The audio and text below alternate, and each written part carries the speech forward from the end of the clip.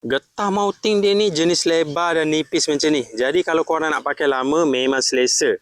Yang ni lampu kepala yang korang boleh pakai bila buat kerja waktu malam. Nak guna untuk bawa pergi mancing pun boleh. Kantong je lampu ni dekat kepala. Lens depan dia ni korang boleh tarik tolak macam ni. Dia boleh adjust saiz cahaya. Boleh guna untuk suluh dekat dan boleh guna untuk suluh jauh.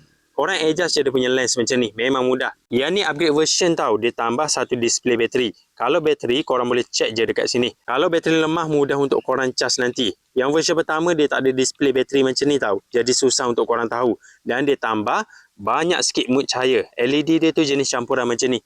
Jadi cahaya dia ni boleh ubah-ubah dia punya warna. Dia ada dekat 5 mood cahaya. Jadi kalau korang nak cari lampu kepala yang boleh pakai waktu malam, selesa untuk pakai lama, boleh adjust dia punya saiz cahaya untuk suluh jauh dekat dan ada display bateri macam ni. Korang boleh check lampu kepala yang moden ni. Yang ni memang selesa untuk pakai lama. Dia upgrade version, dia tambah kepada yang lagi padu. Memang function kalau korang nak guna untuk bawa pergi mancing atau buat kerja malam-malam.